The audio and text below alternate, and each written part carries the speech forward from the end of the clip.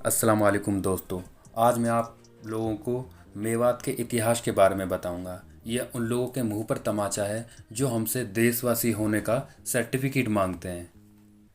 और ख़ास बात यह है कि कुछ टीवी चैनल हैं ऐसे जो मेवात को मिनी पाकिस्तानी बोलकर ख़ास समुदाय के बीच में जहर घोलने का काम कर रहे हैं। दोस्तों, मैं आप सभी भाई बहनों से ये अपील करता हूँ कि ये वीडियो इतना शेयर करो कि हर एक नागरिक को पता हो कि मेवात का इतिहास क्या है, हमारा इतिहास क्या है।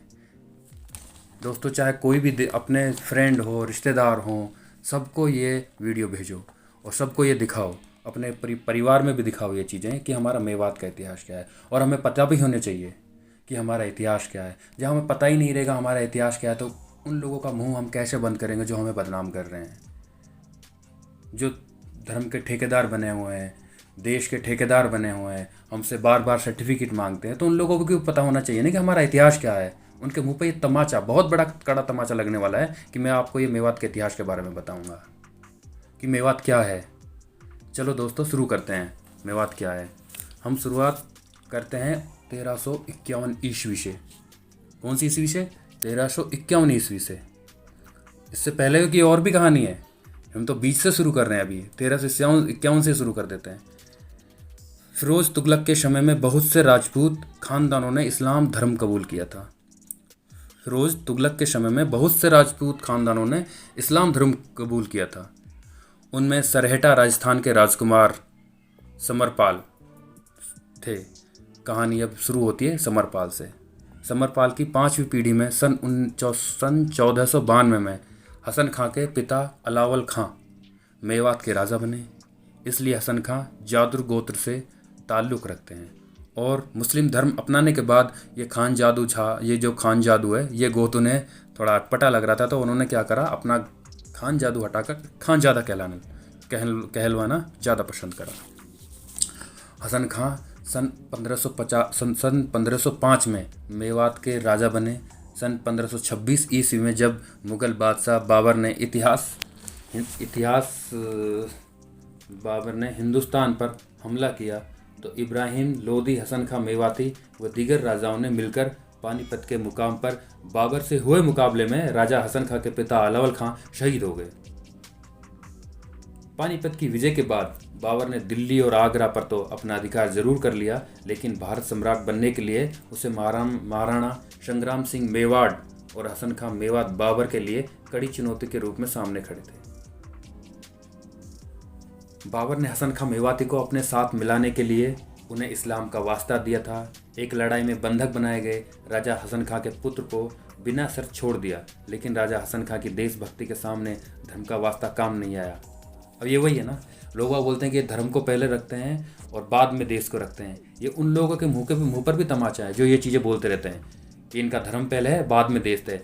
अगर हमारा बाद में देश होता और धर्म पहले होता तो ये पता नहीं क्या हो जाता उस टाइम। हसन खां मेवाती लड़ाई जंग छोड़ के वो तो बाबर के साथ मिल जाते और पता नहीं फिर क्या होता। वो तो पता ही है फिर क्या होता है जंग के बाद। और वो अब बाबर, ये भी पता है कि बाबर क्या हाल करता अगर हसन खां मेवाती लड़ाई नहीं लड़ते उससे। तो ये फिर उसके बाद ये 16 मार्च 1557 को राजा हसन खां ने राणा सांगा के साथ मिलकर, ये कौन है? राणा सांगा एक हिंदू था, ये हिंदू राजा था, साथ मिलकर खानवा के मैदान में बाबर की सेना के खिलाफ उन्होंने जंग लड़ी। दोनों जमकर लड़े। अचानक एक तीर राणा सांगा के सिर पर आ लगा। वही हाथी के ओहदे से नीचे गिर पड़े, जिसके बाद सेना के पैर उखड़ने लगे तो सेनापति का झंडा खुद राजा हसन खां मेवाती ने संभाल लिया। उसके बाद जब वो राणा सांगा था, उसके सिर पर तो चोट लग गई थी तो वो नीचे गिर गए। उसकी सेना के पैर उखड़ने लगे कि हमारा राजा तो मर गया है।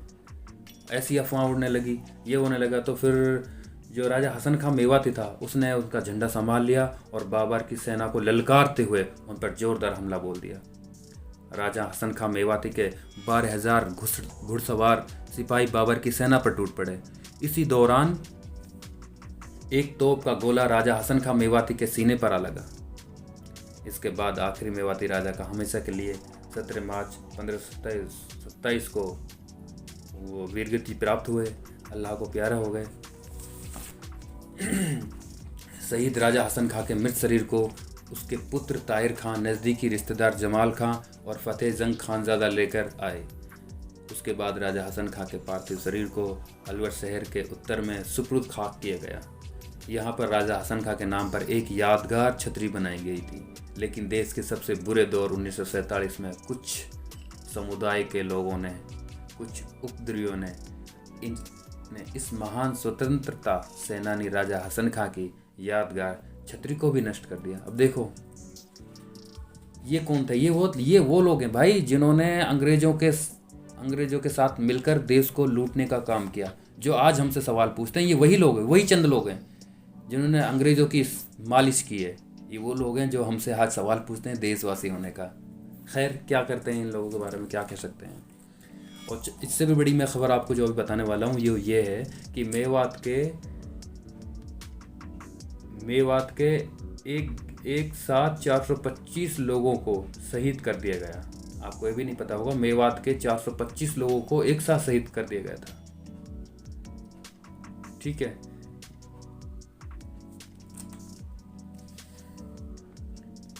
ये बहुत कम लोगों को पता होगा कि यहाँ के 1500 से अधिक जांबाज प्रथम स्वतंत्रता संग्राम में देश की रक्षा के लिए वीरगति को प्राप्त हो गए। अंग्रेजी हुकूमत से बगावत की वजह से आज से ठीक 162 साल पहले एक ही दिन रूपड़ा का गांव में 425 वीरों को ब्रिटिश आर्मी ने गोली मार दी थी। ये रूपड़ा का गांव है ना, ये कहीं श्रीलंका में नहीं है, ये कहीं नेपाल में नहीं है, ये मेवात में है। और कितने लोग मारे गए थे? 425 लोग मारे गए थे। उन लोगों को अभी तक कुछ समझ नहीं आएगा कि 425 क्या वो आतंकवादी थे, क्या वो देश विरोधी थे जो देश के लड़ रहे थे। लेकिन क्या करें, इन लोगों को तो लगता है कि ये देश विरोधी थे। खैर उनकी सोच है, उनसे क्या मतलब हमें। इन शहीदों को श्रद्धांजलि देते हुए इतिहास के पन्नों को पलटिए तो यहाँ के ज़्यादातर गाँव में वनस्पति की एक से बढ़कर एक मिसाल मिलेगी। वनस्पति नहीं, वतन पस्ती की एक से बढ़कर एक मिसाल मिलेगी। मेवात में रण कुंभारों को देशभक्ति और कुर्बानियों की गाथाएं भरी पड़ी हैं।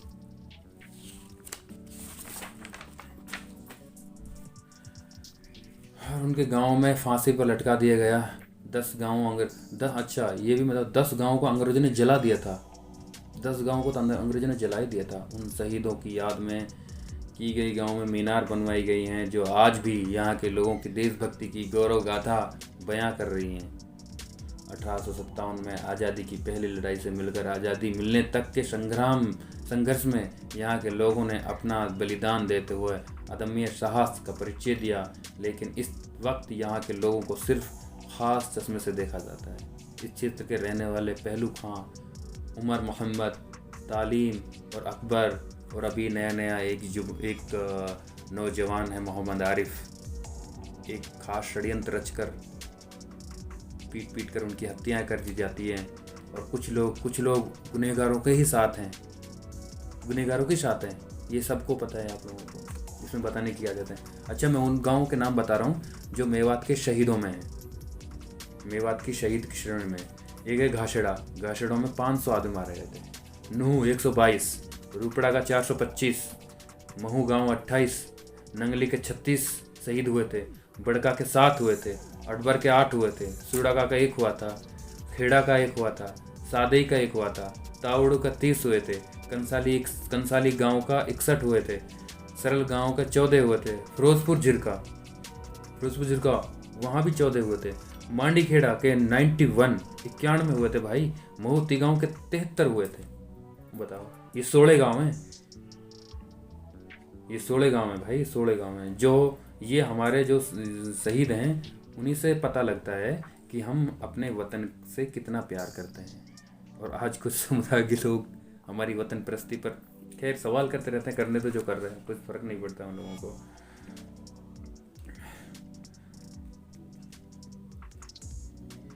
ये गुड़गांव ग्रेटर के मुताबिक मेव मुसलमान ने साल 1800 के शुरुआत से ही अंग्रेजों की नाक में दम कर रखा था। वर्ष 1803 में अंग्रेज मराठों के बीच हुई लसवाड़ी के युद्ध में मेव छापामारों ने दोनों ही सेनाओं को नुकसान पहुंचाया और लूटपाट की थी। अंग्रेज इससे काफ़ी नाराज थे, तभी से मेवातियों को सबक सिखाने के लिए मौके का इंतज़ार कर रहे थे। ये हमेशा होते ही थे अंग्रेजों से, जो गद्दार थे। गद्दार मिलके मेवातियों को मुसलमानों को हमेशा ऐसे ही पीछे से टारगेट किया गया है। ये आज की बात नहीं है, ये पहले से ही चली आ रही है। साल 1806 में नगीना के नौटकी गांव के रहने वाले मेवातियों ने मौलवी एवज खां के नेतृत्व में अंग्रेज सेना को काफ़ी नुकसान पहुंचाया। इस हार से अंग्रेज घबरा गए और दिल्ली के रेजिडेंट मिस्टर सेक्टन को सन 1807 में अपने अधिकारों को एक पत्र के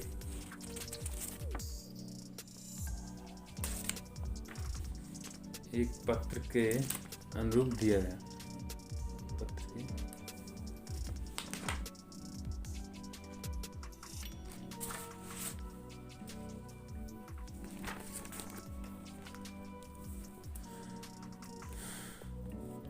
अच्छा, मैं उन गाँवों के आपको नाम बता दूं जो गांव अंग्रेजों ने जला दिए थे। अडबर ये पूरा तरह जला दिया था, आटा ये भी जला दिया था, बड़का ये भी जला दिया था, बरोटा ये भी जला दिया था, बूरा का ये भी जला दिया था, घासेड़ा ये भी जला दिया था, खेड़ला भी जला दिया था, नंगली जला दी थी, रेवाशन भी जला दिया था और शाहपुर नंगली भी जलाई थी। मेवातियों ने अंग्रेज़ों को भगाया और उसके बाद में मेवातियों ने अंग्रेज़ों को भगाया। और दूसरा मैं बताता हूँ, हुड्डा ने एक किताब लिखी थी, उसमें वो लिखते हैं कि बहादुर मेवातियों ने अपने क्षेत्र को फिरंगियों के पंजे से छुड़ा लिया। ये बहुत बड़ी बात है। जो हुड्डा है उसने एक किताब लिखी है, और उस किताब में लिखा है उसने कि बहादुर मेवातियों ने अपने क्षेत्र को फिरंगियों के पंजे से छुड़ा लिया। गुड़गांव का तत्कालीन डिप्टी कमिश्नर विलियम फोर्ड भोंडसे के रास्ते मथुरा भाग गया।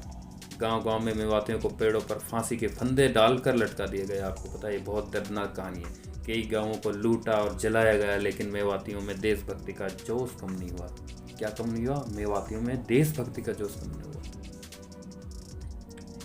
उसके बाद जो हुड्डा किताब में लिखते हैं कि एक महर्षि दयानंद यूनिवर्सिटी में इतिहास की शोध छात्रा रही शर्मिला यादव ने 1857 के विद्रोह के पश्चात दमन चक्र मेवात का एक अध्ययन नाम से अपनी एक रिसर्च में लिखा है कि 20 दिसंबर 1857 को अंग्रेज़ों ने दिल्ली पर कब्जा कर लिया था और उन्हें हरियाणा में मौजूद वेशद्रोही खटक रहे थे। दिल्ली पर कब्जे के बाद पूरे एक साल तक अंग्रेज सेना ने हरियाणा में दमन किया। क्या कितनी बड़ी बात है। अंग्रेजी की कुमाई बटालियन का नेतृत्व लेफ्टिनेंट एच ग्रांट कर रहे थे। यह दस्ता कई गांवों को तबाह करता हुआ गांव घासेड़ा पहुंचा, जहां 8 नवंबर को गांव के खेतों में अंग्रेज और मेवातियों के बीच जबरदस्त लड़ाई हुई। इसमें घासेड़ा के 157 लोग शहीद हुए, लेकिन जवाबी कार्रवाई में उन्होंने अंग्रेज अफसर मैकफसन का कत्ल कर दिया। 19 नवंबर 1857 को मेवात के बहादुरों को कुचलने के लिए ब्रिगेडियर जनरल स्वराज, गुड़गांव के रेंज के डिप्टी कमिश्नर विलियम फोर्ड और कैप्टन ड्रम्ट के नेतृत्व में टोणा जींद और प्लाटूनों के अलावा भारी तोपखाना सैनिकों के साथ मेवात के रूपड़ा का कोट चिल्ली मालपुरी पर जबरदस्त हमला बोल दिया। इस दिन अकेले गांव रूपड़ा के 425 मेवाती बहादुरों को बेरहमी से कत्ल कर दिया। 425 जो रूपड़ा के बहादुर जवान थे, उनको कत्लेआम कर दिया गया। इतिहासकार बताते हैं कि इस दौरान अंग्रेजों ने मेवात के सैकड़ों गांवों में आग लगा दी थी। सैकड़ों गांव मेवात के जला दिए थे इन लोगों ने। लेकिन सरकार मानती है कि 10 गांवों को आग के हवाला किया गया था। देखो, यहाँ भी राजनीति चल रही है कि मेवात के इतिहास के बारे में नहीं पता लग जाए कि इनके सैकड़ों गांव चला गए थे। वहाँ भी सैकड़ों से कितने कर दिए? 10 कर दिए। चलो कोई नहीं, हम तो हमारे इतिहास के बारे में जानते हैं, हम बताना चाहते हैं। सरकार छुपाना चाहती है तो हम बताना चाहते हैं और हम बताएंगे इंशाअल्लाह। इनकी सूची मेवात के जिला मुख्यालय नूह में लगाई गई है। शर्मिला यादव के मुताबिक इतिहासकारों ने 1857 के दौरान मेवातियों की कुर्बानियों को इतिहास के पन्नों में जगह देने में कंजूसी की। अच्छा, ये इतिहासकारों ने ही बताया कि 1857 के दौरान मेवातियों ने जो कुर्बानियाँ दी हैं उसे इतिहास के पन्नों से ही गायब कर दिया गया। चलो कोई नहीं, मेवातियों को अपने देश की स्वाधीनता के बदले भारी जुल्मों का सहना पड़ा। विद्रोह इतना जबरदस्त था कि दबाने के लिए अंग्रेजों को कई बार हार का सामना करना पड़ा और उनके सेना अधिकारी भाग खड़े हुए। अच्छा, यहाँ पे सबसे बड़ा है कि मेवातियों को अगर तुमने दबा लिया तो समझो कि हम देश जीत लिया।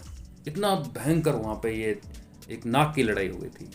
लेकिन अल्लाह साथ दे रहा था मेवातियों के, और मेवातियों में जो जज्बा था देश प्रस्ती का, वो इतना भयंकर था कि वतन का जो जज्बा था उनमें मैं कह नहीं सकता, बयान नहीं कर सकता उनके इस हकीकत को जानकर कि उसमें कितना जज्बा होगा। खैर, उसके बाद बताया जाता है कि 10 मई 1857 को चांद खां नामक मेवाती सैनिक ने अंग्रेजों पर गोलियां बरसा दी थी। बाद में विरोध की यह आग पूरे देश में फैल गई। दरअसल साल 1806 की लड़ाई के बाद से ही मेवात के किसानों पर अंग्रेजों के जुल्म बढ़ने लगे थे। अंग्रेजों के जुल्म इतने बढ़ गए थे, बहुत ज़्यादा बढ़ गए थे। उसके बाद हुड्डा लिखते हैं कि संविधान निर्माता सभा के सदस्य रहे स्वतंत्रता सेनानी रणवीर सिंह हुड्डा के पुत्र एवं हरियाणा के पूर्व मुख्यमंत्री भूपत सिंह हुड्डा ने अपनी पुस्तक विकास की उड़ान अभी बाकी, अच्छा उस जो किताब है वो है पुस्तक विकास की उड़ान अभी बाकी है, उसमें उसने बताया कि मैं मेवातियों की वीरता का विस्तार से जिक्र करता हूँ, और मैंने जिक्र किया है। हुड्डा लिखते हैं कि मई 1857 की जो क्रांति बैरकपुर से शुरू हुई थी वो 12 मई को मेवात पहुंच चुकी थी। तावड़ू, घाशेड़ा, नुहू, पिनगवा और पुन्हाड़ा में अंग्रेजों के खिलाफ बगावत का आगाज हुआ। मेवात के आसपास के दर्जनों गांवों को लोगों ने अंग्रेजों के खिलाफ मोर्चा संभाल लिया। इस बात की भनक जब अंग्रेज हुकूमत को लगी तो वायसराय ने कैप्टन डुमंग नायक की अगुवाई में रूपड़ा का गांव को घेरने के लिए फौज भेज दी। ओ माय गॉड, फौज भेज दी उसने। 19 नवंबर 1857 को फौज ने गांव पर धावा बोल दिया था, लेकिन यहाँ के जामाजों ने डटकर मुकाबला किया। इस गांव के 400 से अधिक शहीद हो गए थे।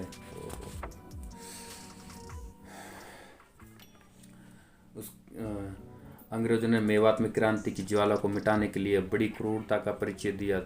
उन्होंने कई गांवों को तबाह कर दिया, सैकड़ों गांवों को तबाह कर दिया, और न जाने कितने व्यक्ति लड़ते लड़ते शहीद हो गए। मेवात में अंग्रेजों के दमन चक्र के दौरान 20 सितंबर 1857 से सितंबर 1858 तक लगभग 1522 मेवाती मारे गए। कितने हो गए थे? 20 सितंबर 1857 से सितंबर 1858 तक, यानी एक साल में लगभग 1522 आदमी मारे गए थे, मेवाती शहीद हुए थे। जबकि पूरे हरियाणा में 3467 व्यक्ति मारे गए थे। दिसंबर 1857 से लेकर सितंबर 1857 के बीच 470 मेवातियों को उनके अपने गांव में फांसी दी गई। ये एक तो फांसी इनके गांव में ही फांसी दी गई थी 470 मेवातियों को। विद्रोह को दबाने के लिए गुड़गांव का डिप्टी कलेक्टर विलियम फोर्ड आया, लेकिन लोगों ने उनके साथ कड़ी लड़ाई लड़ी और भाग जाने पर मजबूर कर दिया उनको। मेवात के पत्रकार राजुद्दीन कहते हैं, यह दुर्भाग्य है कि जिस मेवात के लोग देश की रक्षा के लिए अंग्रेज़ों की गोली खाई, फांसी पर झूल गए, उसी पर लोग आज सिर्फ राजनीति कर रहे हैं।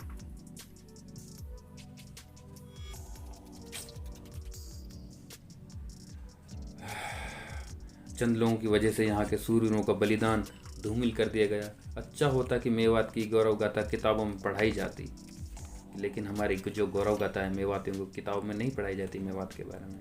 इससे ही पता लगता है कि लोगों को पता चलता है कि मेवात ने देश की आज़ादी के लिए कितनी बड़ी बड़ी कुर्बानियाँ दी हैं, ठीक है दोस्तों,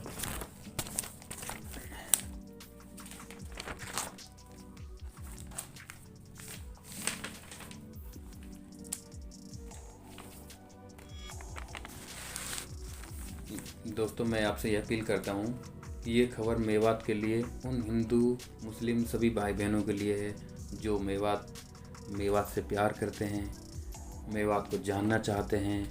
और मैं कहता हूँ कि उन सभी भाई बहनों को ये खबर फैलाएं, सुनाएं कि मेवात क्या था, और आज चंद लोगों ने हमारे मेवात को क्या से क्या बना रखा है। मैं कह रहा हूँ फिर उन लोगों के मुँह पे तो तमाचा ही है जो लोग मेवात को बदनाम करने में लगे हुए हैं, पाकिस्तान बनाने में लगे हुए हैं। दोस्तों, वीडियो को लाइक करें और चैनल को सब्सक्राइब करें, और मैं इसके ऊपर एक पार्ट 2 भी बनाने वाला हूँ। पार्ट 2 में मैं हो सकता है 1351 से पहले जो मेवात में घटनाएं हुई हैं, मेवात कैसे बना है, मेवकोम कैसे आई है, तो मैं वो कोशिश करूँगा लाने की आपके सामने। तो और दूसरा मैं पार्ट 3 में आपको बताऊँगा कि हमने जो हमारा मेवात है ये कितना पिछड़ा हुआ है और इसके कारण क्या है पिछड़ने के, और हम इसको आगे कैसे ला सकते हैं। मैं आपको थोड़ा उनके बारे में भी बताऊंगा, क्लू दूंगा कि और वो हमें करना है। और जो हम अपने मेवात को अगर हमें विकासशील बनाना है, पिछड़ा मेवात को हमें आगे की तरफ लेके जाना है, तो हमें कुछ कोशिशें, चंद कोशिशें वो हमें करनी पड़ेंगी। ज़्यादा इतनी मेहनत नहीं है, बस हमें थोड़ा सा जागरूक होना पड़ेगा। ऐसा नहीं कि हमें किसी के साथ लड़ाई लड़नी है या कुछ और करना है, हमें कुछ नहीं करना है, हमें सिर्फ जागरूक होना है और एक जागरूक अभियान चलाना है। और वो ऐसा नहीं चलाना है कि हमें बाहर निकलना है या कुछ वैसे करना है, कोविड के रूल तोड़ने हैं या फिर हमें कुछ और भी करना है। हमें कुछ नहीं, बस हमें थोड़ा सा हमारे मेवात की तरक्की के बारे में लोग बागों को बताना है, एक दूसरे को शेयर करना है और ये डिस्कस करना है कि हम अपने मेवात को कैसे आगे ले जा सकते हैं। तो ये काफ़ी सारी चीज़ें ऐसी हैं जो मैं आपको पार्ट 3 में बताऊंगा। तो दोस्तों, मैं आपसे कहना चाहता हूँ कि हम वीडियो को, चैनल को सब्सक्राइब करें, लाइक करें, कमेंट करें कि आपको कैसा लगा ये वीडियो, और बेल आइकन को दबाएं ताकि मेरा अगला जो वीडियो आएगा वो आपको नोटिफिकेशन आ जाए और आपको पता लग जाए कि दूसरा वीडियो आ चुका है, ताकि आपकी नॉलेज के लिए अच्छा है। ठीक है, चलता हूँ दोस्तों, अस्सलाम वालेकुम।